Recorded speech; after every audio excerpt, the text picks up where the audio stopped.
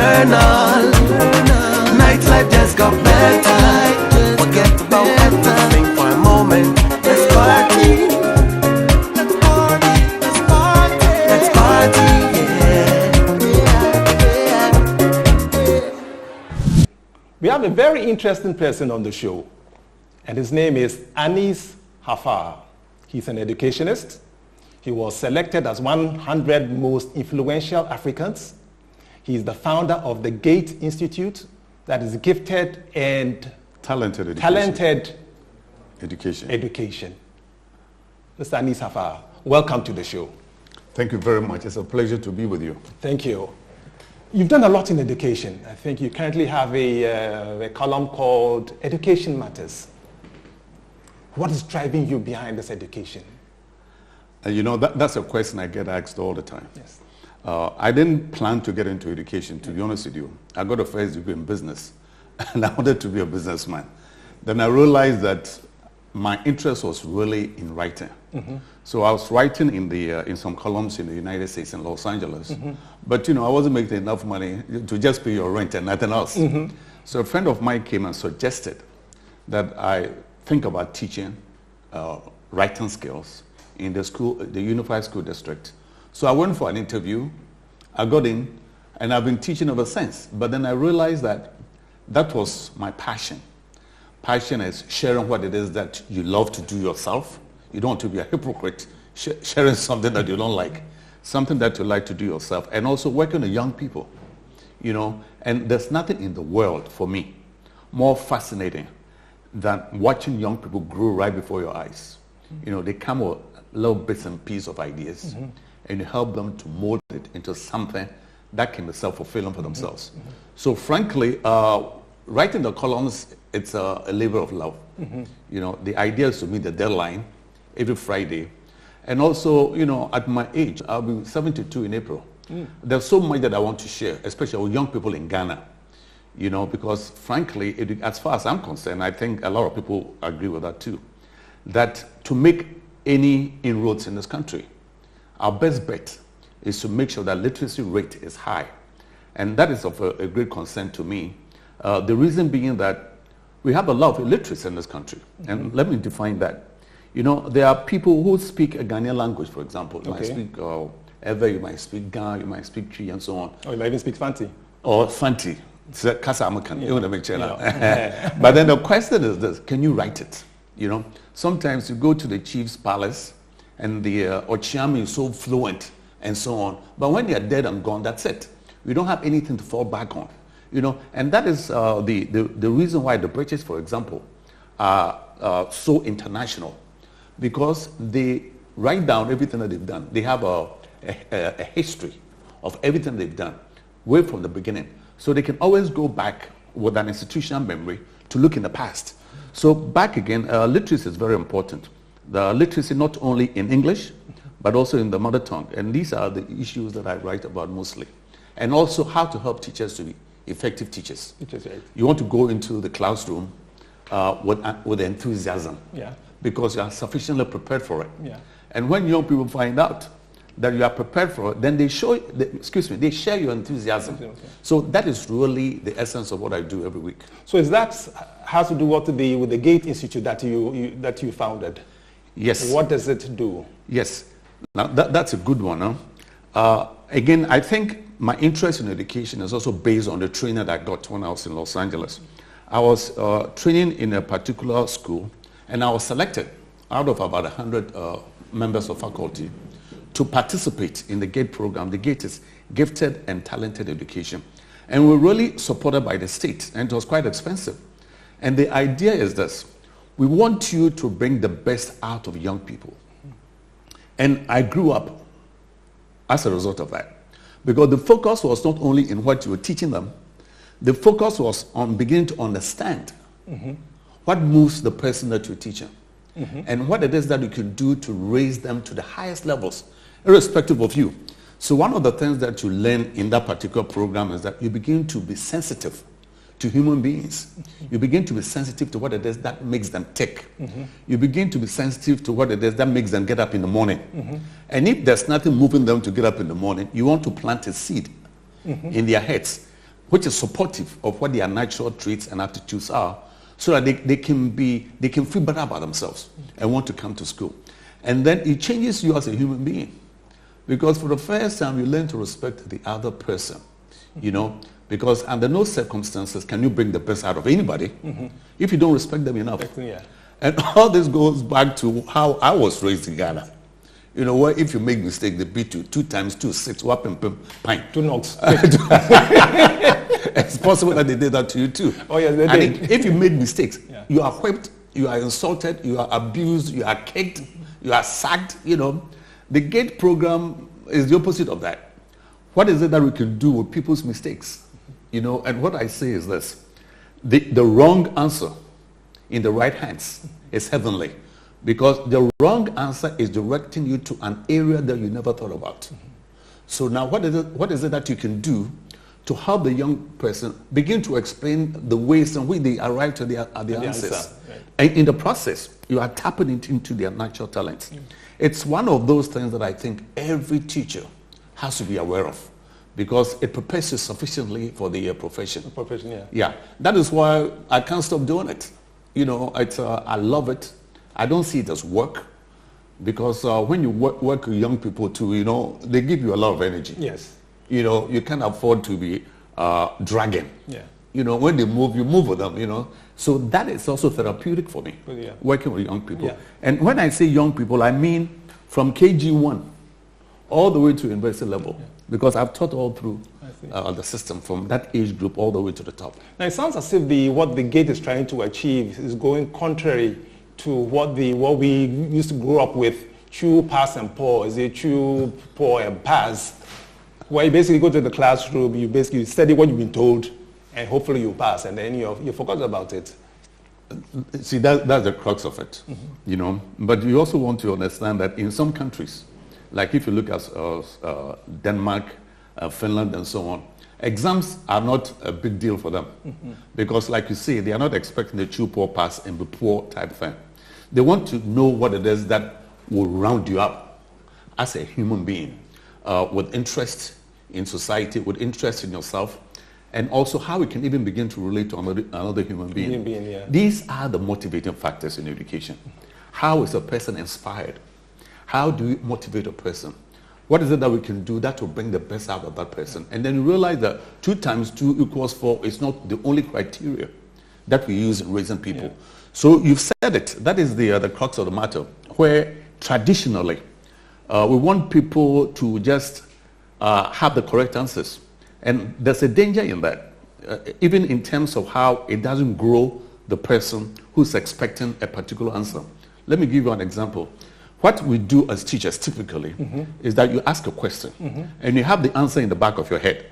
That's the teacher? Yes. Yeah. The teacher will ask a question and the teacher already has the answer in the back of the teacher's head. Yes. So everything else that you say, that does not correspond to what is it that's been programmed in the teacher's head, it's your problem. But it should be the opposite, what I call the yes rule. Yeah. You know, you give a wrong answer, but you have to find a way in which you want to dignify that answer. But then you have to be professional enough to know what the answer can be to a different question. Okay. So that the person doesn't lose face. You know, you want to validate the human being. That you give me a wrong answer, big deal. Let's look at a bigger picture. What is it that we can do together in a collegial fashion? You know, and again, you spoke about it. Part of the difficulty in this culture is that we find it difficult to be collegial. Yes. And by that, what I mean is that the person who is teaching you is supposed to be much smarter than anybody else. Yes. Or that your parents necessarily know better than you. There's some truth to that. But what we need to begin to understand is that we are not raising young people to be children. We are raising children to be grown-up adults who can form their own opinions, who can form their own ideas, so that we begin to reflect on things that we ourselves as adults have never thought about. And then that empowers the young person to go back, refresh on an idea that they already established, watch it as a nucleus that is growing, and then they come back to you. And it's still collegial. That is the most difficult thing to do in our African setting. Yeah, but we take, let's say, the GATE and some of what it's trying to achieve. It's, if I understand it clearly, it grew out of an American cultural system where father and son can call each other on the but first name basis. Whereas in our culture, I can't call my father Ebo. You know, that was forbidden. I'll call him Dada, or I'll call him, you know, some Mr. So-and-so. Now, you founded Gates also in Ghana and basically spreading it across Africa. How are you managing the cultural and the difficulties that these two concepts and try and make them merge together? Now, that is the question. You know, that's and how successful have you been? It's a struggle. It's a struggle, but then schools that appreciate that don't want to do it any other way. Because when we talk about learner-centered education, that's the focus. The focus is that, again, the collegial attitude has to be part of it. You know, you don't want to be talking at people. Yeah. We talk at people because we think they're empty brains, which we are going to fill with facts and facts and facts. Human beings are not wired for that. We don't work with that. That doesn't bring our creativity out. So the challenge for parents, you know, we want to be able to have a certain kind of discipline. Discipline meaning the respect that I have for you as a dad. But then the best way, now pay attention to this one, the best way for me to discipline you to begin to feel good about who I am is for me to be disciplined enough to accept you for who you are. Yeah. It's a two-way street. Yeah. You can't have a situation that's lopsided. Yeah.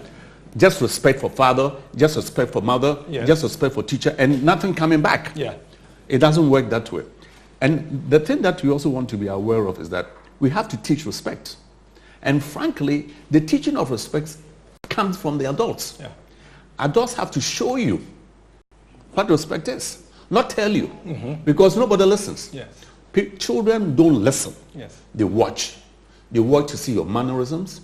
They watch to see how you respond to something that you're not expecting. Yes. They respond to how you adapt to insult, that sort of thing. But then, if you're able to manage that in a graceful way, it's more therapeutic to a kid than anything else. But for us, because we are not that adept at teaching discipline, we tend to get angry too quickly. And with the anger comes the whipping, the insults, and who do you think I'm your father and so on. The kid knows that already. You know, so that doesn't make any difference. So the idea though, again, look, let's look at even the Bible. Yes. Let's love the children. That's number one. Yes. Let's love the children by not being, how do you call it? By not being indolent about it. Let's love children by doing the things that you expect the kids to do for you. Because that's how they learn.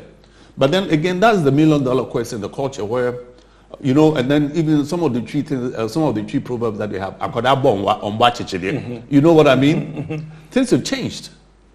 In the digital age, those who are making the differences are the ones who are boring their children, not than what. Like there's a saying that the child who knows how to eat with the elders, you know, basically watches his son before he's able to eat with the elders. Right, a child who can wash their hands properly can eat with kings. Yes. That is the idea. That's the idea. In fact, you summarized it, that we have to teach them how to wash their hands. And then it's free for all, you know. For example, when I'm having conversations with my children, I love it. Because that's when I begin to understand them for the first time. Why are you thinking this way? You know, and then I have to think about my own generation. And we have to begin to reflect on the modern generation. And then the problem invariably begins with us. Because we are trying to raise, for example, we're trying to raise a 10-year-old person. If you're a 40-year-old father, to think like you, it's impossible. Because then the assumption is that between the 10 and 40, they've lived another 30 years. Yes, yeah. They can't understand us. Yeah. But for us, who have lived 10 years before, no, this is how we have to understand them and try to raise them up. And even when they annoy us, annoyance comes in many forms. So they annoy us as much as we annoy them. But then how are we graceful in accepting that this part of humanity? Nocturnal, nightlife just got better. Forget about everything for a moment. Let's party. Let's party. Let's party. Let's party. Yeah. What affected you, you know, transformed you, or helped form you to who you are right now? You know, again, that you went to secondary school, you know, your primary school. Did you grow up with the old way of thinking before you moved to America and did your first and master's degree? First of all, I was a village. I started a village. I lived in a village called Tutuka near Obuasi, and the school was in another village called Professor. You know, and frankly, I think the teachers themselves probably didn't speak English that well, but that was not the problem. The problem was this: how do we teach young people to understand the language can be written, that language can be spoken, it can be written, and it can be read. So if we all spoke Twi. So that was the way that we were pulled into the system. That we're going to teach you how to speak Twi and speak it properly. And not only that, we're going to get you to write it. And then once you've written it, we want to get you to read it. Yeah. That's the elements of language. So when we had to cross over into the English language, the same principles applied. So it was much easier for me. Frankly, I left across secondary school there. How did that did you take any of the local languages in secondary school? What secondary school did you attend? I went to Fanspeem. Fanspeem. But I'll tell you. No one from Kabutwe for now. But I'll tell you, the funny thing is this. It was easier to get a good grade in English than to get it in Fanti. In Tinu Obi and Perusia Fanti, because it's in my head. You know, doesn't hear my friend, you're going to get either a 7 or 8 or 9, but you are guaranteed to get 2 or 3 in English. Guess what we did? Sometimes we tend to make things unnecessarily difficult. This is a language that we spoke and spoke fluently. I kept testing, I was a pass. It didn't make sense, you know. But then we tend to be too hard on ourselves, you know. We have to ease it a bit. But then talking about advancement too, there's another. How was growing up in Cape Coast? How was it like? Let me tell you, I love Cape Coast. I love advancement because that's where I grew up, you know. And you know, I was so lucky. I had a headmaster and an assistant headmaster who loved me because I was a naughty boy, you know. And I won't go village. I won't get to the details of it. But whatever it is that I did wrong, they had a way of smoothing over things, you know. And frankly, my formative years in France, from my teenage years, you know, I could not have had a better place. Than in Fanspeem.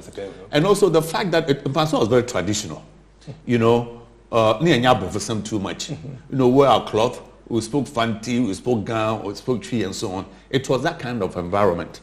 And then the other thing too that I loved about Fanspeem is where we had students from everywhere. We had students from Accra, from Nzima, from Cape Coast, from Takoradi, from Kumasi, and even Binchambas coming from Bimbala in the north. So we had our own cosmopolitan establishment. You know, where we loved each other for who they were, not for the tribe that they came from. That is one of the best things that happened to me growing up. And then helping you to keep an open mind. That don't focus too much on some esoteric stuff. Watch the human being that you're dealing with. What Dr. King would say, the character. So you want to develop affiliations with people that you are comfortable with, people who are comfortable with you, irrespective of where they came from. So coming back to Fanspeem again, those were my formative years, and I loved it. You know, I don't think, you know, I've gone to a lot of other places and other schools before, but when people ask, where did you go to school? I don't care about my university education. Say, I went to Fanspeem. That's the power of Fanspeem for you. And you know, I wrote a book too about Fanspeem. Okay, what's the book called? The Makers of a Great School. I see. And I shared some of these experiences so that the younger people too can have an idea of the greatness of an existing establishment and what they too can do to make the school even better. You know, so, and I suggest that for every school, including at this school, that, you know, every school has a pride of history. Every school has a special place in history. But unless those of us who came out of that system begin to expose it, begin to give it credibility, then how do the young people begin to see it that way? Yes. That's very interesting. Very, very interesting. So how would you say that your experience from Cape Coast in Fanspeem to America, where you did your master's degree? Training. Well, first of all, you know, when we were in Fanspeem, the world itself was getting bigger and bigger. Remember, there was Sputnik, space exploration. There was the KKK movement, Ku Klux Klan. There were the jazz clubs, Duke Ellington, Louis Armstrong, Ella Fitzgerald, that sort of thing. And what then, kind of music? You mentioned a lot of Duke Ellington, and you know when they're playing canon, and canon no songs maybe. yeah, those were the songs that were being played At that time. in the 50s and 60s. You know, of course, in addition to the Beatles, the Rolling Stones, My Boy Lollipop, the Girl from the Islands, and so on. So all of that was really expanding our minds. So it came to a point where I realized that I needed to really move on the other side. Yes, yeah. So when I got to Los Angeles, it was really another eye-opener for me because the United States is huge. And, you know, and I was young. I was very, how would you call it, precocious, where sometimes I would even drive from Los Angeles to New York. Oh, yeah? That's about 3,000 miles. miles, yes. Yeah, you know, I wouldn't do it now. But it was fun. But America introduced me to something. You remember, when I was doing my O-levels, for example, I wanted to do English literature and geography. They won't let me do both of them. Yes. So I had to select one, and I did geography. But when I went to the US and I went to their libraries, my goodness, and saw the kinds of books that they have on literature, I used to sleep there. Oh, yeah? Yeah, because that was who I was. You know, I have my own library too. Yes. Stuff that I've collected since I was in the fan film all the way to now. And then I began to appreciate the great thinkers. You know, people whose thoughts are important to them. And not only are their thoughts important to them, they're able to articulate those thoughts. Yeah. And then that became a big, a big arena for me. You know, and that's how my reading skills started. So eventually, I opted to teach a course called Reading for Pleasure. And that's one of the best courses I ever taught in my life. You know, because for you to teach young people to read, you yourself need to have a reading list. Yeah. And they want to see you really engaged in reading, not because you are pretending, but because you love the stuff. And that becomes contagious. Yeah. So that the other people can begin to emulate you. But then what reading does is that it helps you to learn to concentrate. This is something that really hurts because we don't do reading not as much as we used to do. Yeah. So programs that have been involved with Ghana National Association of Private Schools across the country, where we want to introduce a culture of reading, these are my concerns. Yeah.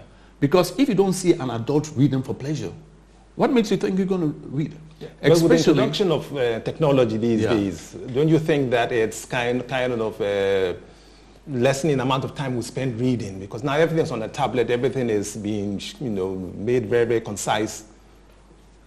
Is that something that we can use to help us read quicker or more? There are two ways to look at this. What digital technology has done for us is that there's an app that I have on my phone that can tap into any book. Yes. Okay? There's that part.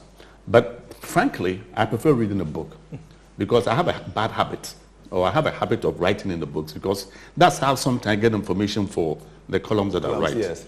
And also, I'm glad, I started reading when I was very young. I'm glad I didn't start on a tablet because the chances I might not be able to see as well as I do now. Yeah. Because you have that glare in your eyes all the time. Yeah. You know, but you don't have that glare from paper. Yes. So these are the considerations. Sometimes it's very convenient, I should say, to begin to look at information from CNN or BBC and that sort of thing. But I use it in very limited fashion because I don't want to destroy my eyesight. You know, so that is what I'm suggesting to this country now. That there's nothing wrong with the tablets and the rest of it, but we should not negate the use of books because it has its own benefits. You know, it's can you imagine reading 400 pages on a tablet? Yeah. But there's a book that I'm reading now, Becoming Obama, Becoming Michelle Obama. Yes. I read that in no time. Yeah. From a book, but under no circumstances am I going to read that from a tablet. Yeah. Because I don't know the effect on my eyes. Yes. And children start from the age of 6, glued to the tablet. You have no idea what might happen in the future. And frankly, I don't want to take that chance. You mentioned earlier about some of the old-time songs. What are your top 5? The top 5, okay, now. Because part of the show is that we're reminiscent in tempo. So we're going to go back to the time and tell us a bit about the kind of music you listen to and what your top 5 songs would be.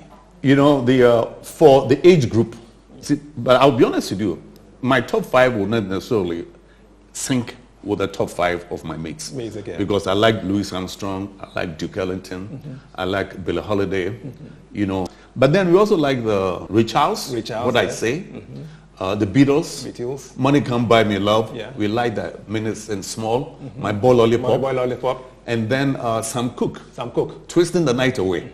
You know, we love those songs too. But besides the R&B, my heart really was in jazz.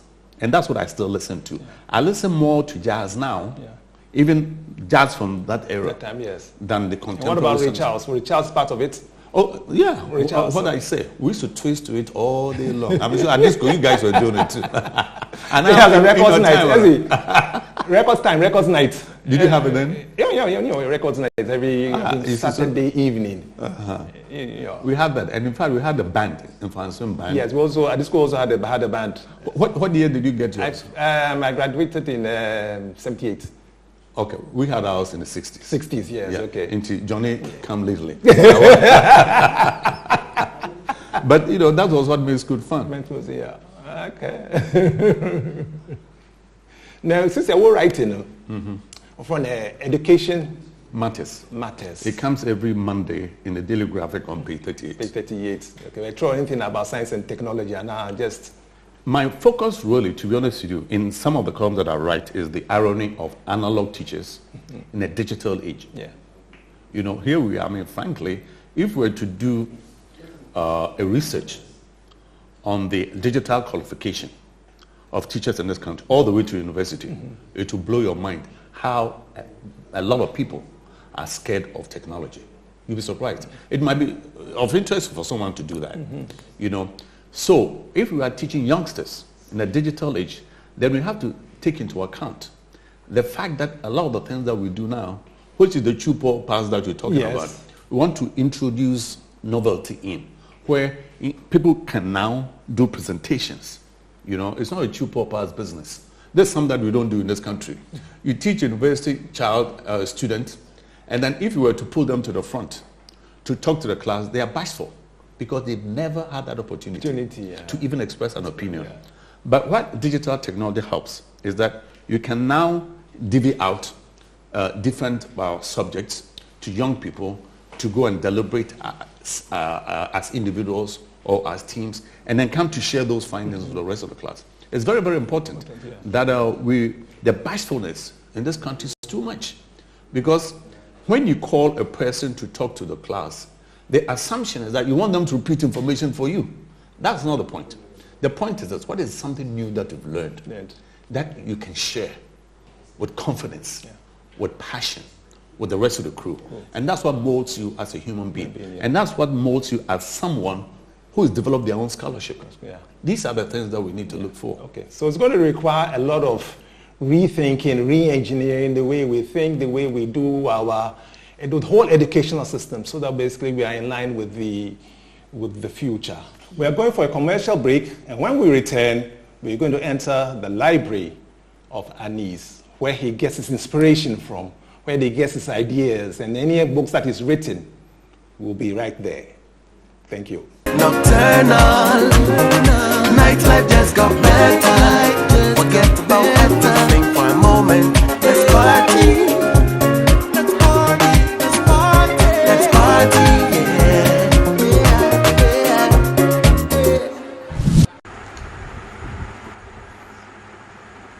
And our match today, Arsenal, they play Paris Saint-Germain. Number 20, Shadwan Mustafi. What we've got here is a matchup between two of the quickest players on the planet. The majority of the history of the home games have been played there.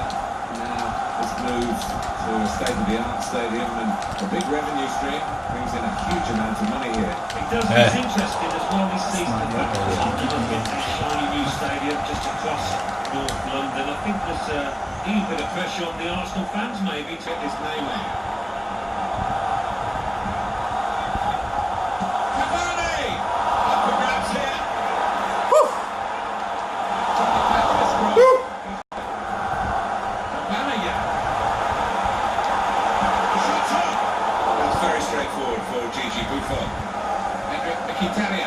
Chance to get the ball in the box. It's the middle from Monreal. The punch from the goalkeeper.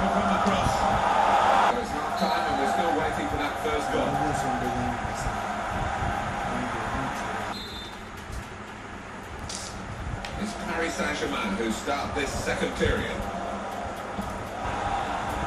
Still passing, not really making inroads. Excellent interception.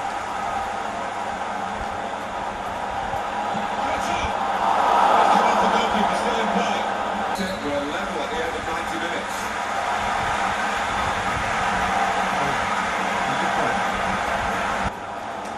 Aubameyang.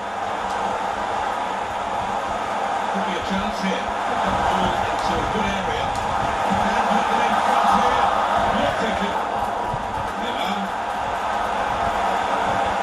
They can put them in front.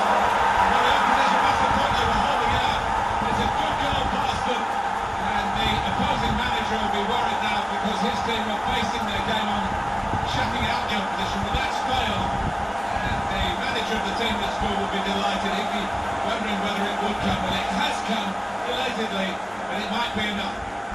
Saw the pass coming and got there first.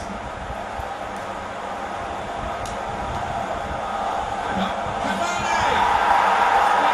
Yes! And that puts the ball away to ensure the victory. 5 minutes now left in the second period of extra time. The last one, threading it through. He's through here. The keeper's now here. Stopping it. Well, he's not far out, but you've got to be on your toes in these circumstances. He was. It's a tough game for the team that are trailing. Now they've got a chance in the...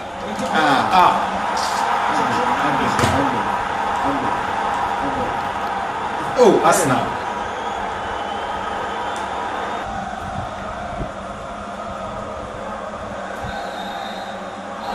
Oh, this is a good man.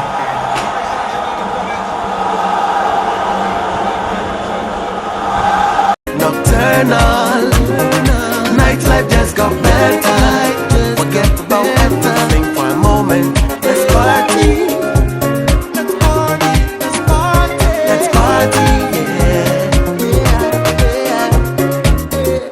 Yeah. Welcome back to the show. We are here in the man cave of Anis. Anis, I guess this is where you draw your inspiration from.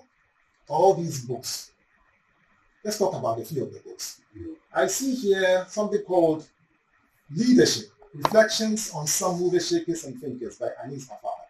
What is this book about? Okay, this is a book that I wrote when I was teaching leadership seminars at Yes. Chess University. We're looking at global leaders. We're also looking at African leaders. So this reflects my views on Kwame Nkrumah, Barack Obama, he had just been elected president, and Du Bois, who was quite influential in the theory for African liberation. He and George Padman. And then my own headmaster, Francis L. Hotels, is here. Okay. And then one of my mentors, Professor Ketia, I also wrote about him. And another mentor, K.B. Asante. I mean, we were very close friends, you know, and he had to leave us. But I wrote about him before that. And then Ifeanyi, I wrote about him because he's very practical in his approach to education, in his approach to music, in terms of having young people develop their own flutes, contemporary drums and so on. So he's always been a big mentor as far as how other teachers can emulate him. That teaching is not only about the theory, but preparing yourself for something like you do now. Yes. I see you also mentioned the Kwame Nkrumah. How did the Kwame Nkrumah inspire you? You know, this is another book that I really love. Ghana, the Autobiography of Kwame Nkrumah. This is one of the most inspiring books on African leaders that I've ever read. You know, it takes it from the beginning. How he himself was schooled, you know, all the way to how if you look at the migration of blacks in America, and he said we have a whole continent, what is it that we can do to develop it? And also the challenges that we went through, you know, the challenges in terms of the reactions, opposition from the chiefs, opposition from the opposition party, opposition from the churches, opposition from the colonialists, and opposition from the local intellectuals. So anytime I feel that I need a little motivation, this is what I do. And also, I like the fact that he wrote his own dispatches. You see, If you don't write your own books, then people are going to define you in a way that you don't want. Yeah. So this also been one of the books that have really inspired. Okay, we should tell our own story. We should tell our own story. And, you know, there's a writer called T. Lawrence. Yeah. He said, look, if you don't write your own dispatches, other people will write it about you. And they don't like the way they write. I see also see Nelson Mandela there. Conversations with myself. Yes, again, in the same vein as Nkrumah, if you look at someone who was committed, he committed his life to the continent. You know, we see a lot of African leaders now, and they're all about themselves. Yeah. The big cars they're going to drive, the nice shoes that they're going to drive, the nice shoes that they're going to wear, you know, and all of that. And also the ego, motorcades and that sort of thing. And then you come to someone, Nelson Mandela, whose heart is with the people. It's rare. Yeah. I mean, look at any of African leaders. Look at their lifestyle and compare it to Nelson Mandela, who took it upon himself to liberate his people. But you don't liberate your people by you being grandiose in terms of your own standards, in terms of your own living standards. Yeah. You know, so that is also important. And also that when you believe, you know, he had the courage of his conviction. You believe in something, how are you going to live it? You know, so he's exemplary when it comes to that. I see some other books here too. Oh, I say The Blues People by Leroy Jones. The Negro Experience in White America and the music that developed from it. You know, again, earlier we were talking about music from Sam Cooke. Yes. What I say from Ray Charles. Ray Charles, yeah. He is one of those intellectuals who gave credibility to American music, starting from the on the slave plantations, because there was a method to what they were doing, and also even how they shared information and so on.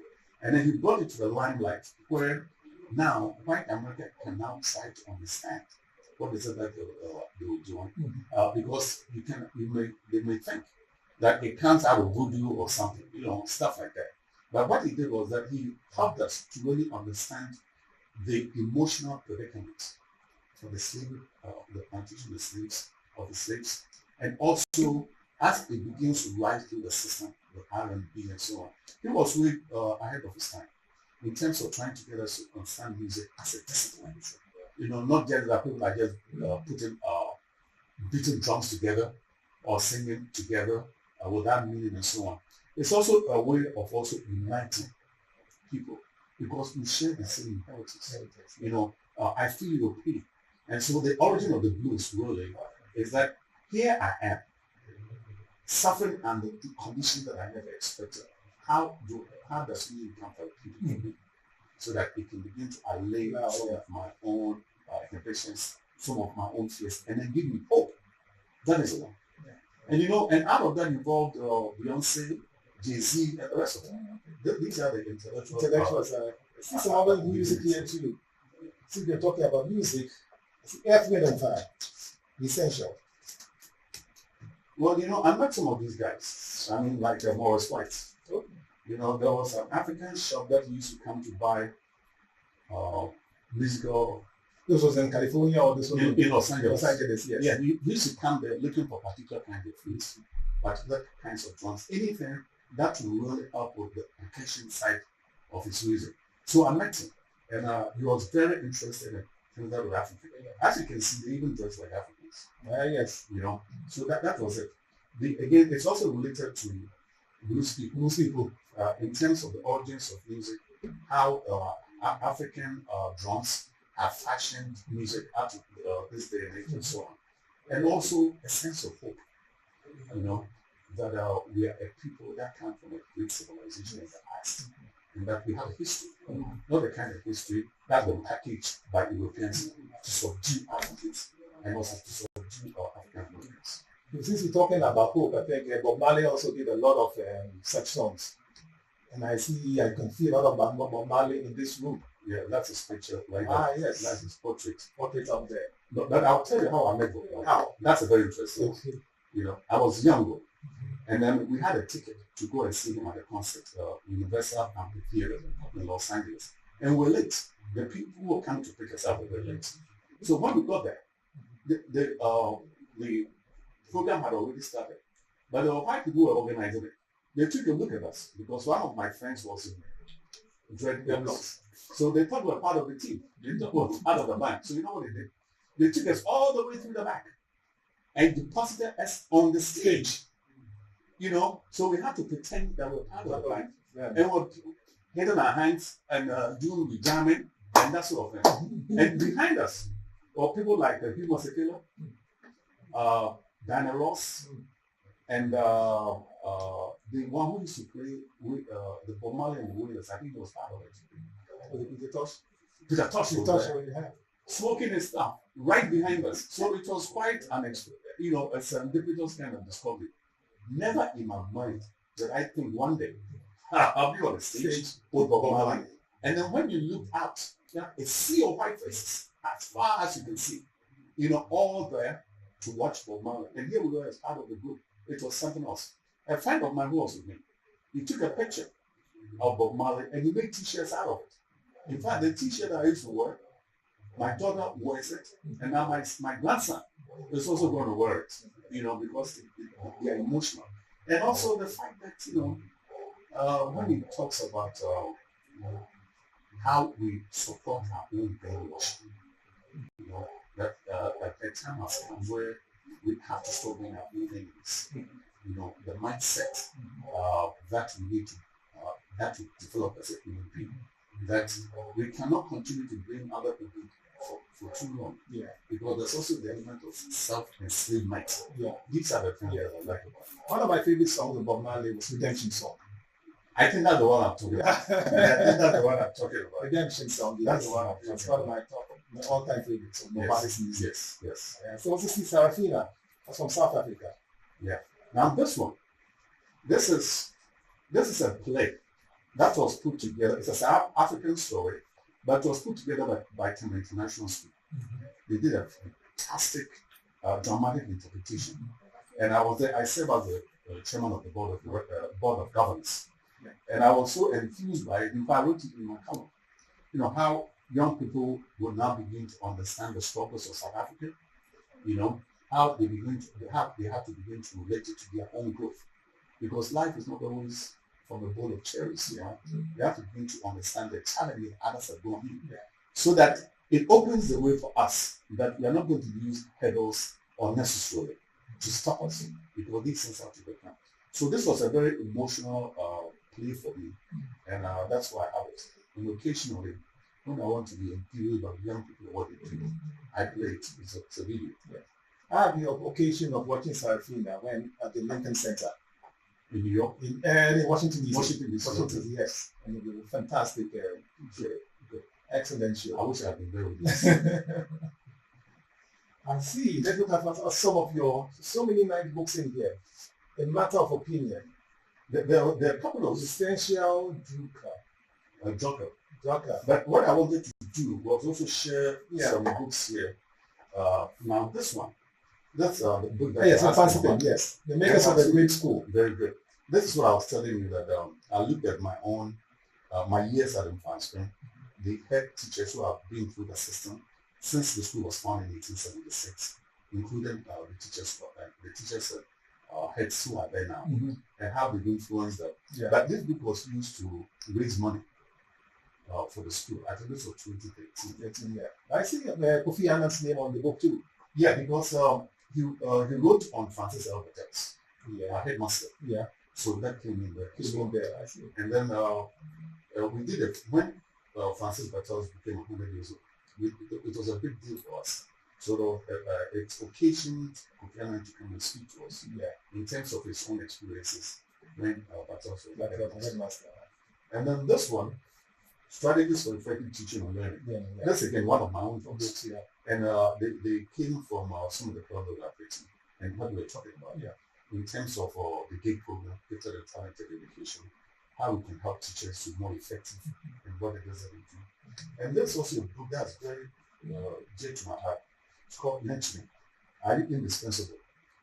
One of the books that best books I ever read. And the idea is this: wherever you find yourself, add value to the institution, so that you are not easily disposed of. You have to take it upon yourself to do something that to really help to move the corporation forward. It's something that we don't tend to do too much. We tend to think that we are doing someone a favor. We tend to think that we don't have to go the extra mile. But what he's saying is that for you to be great, that's exactly what you have to do. Always add value to wherever you go. Add value to where you have to go. But then before you do that, you have to add value to yourself. You need to develop particular skills that will help to move any organization forward, or to move any team that you work with forward. So that was very important to me. And then there's the one on Kofi Annan. And I like how he talks about the situations of leaders in Africa. It's called Interventions, A Life in War and Peace. And he has clues in terms of how African leaders themselves have to be a little more sensitive to the needs of the people. You know what we're talking about? We are more enthralled by the by largesse and the position. Exactly.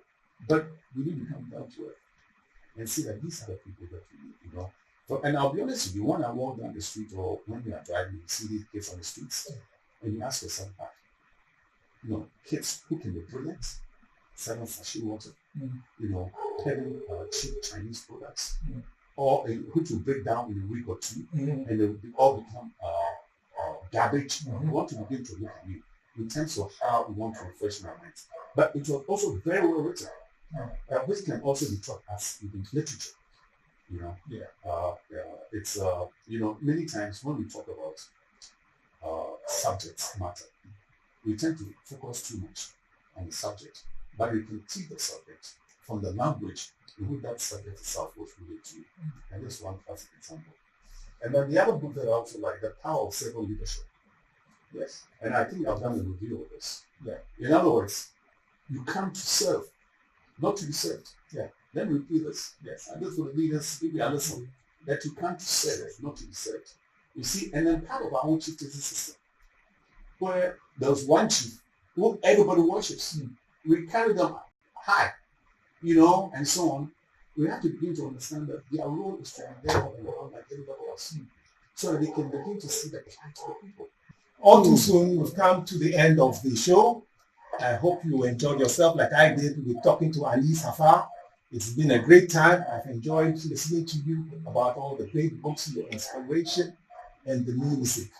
We should do it again. Definitely.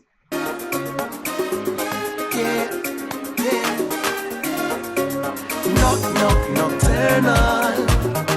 Nightlife just got better. Forget about everything for a moment.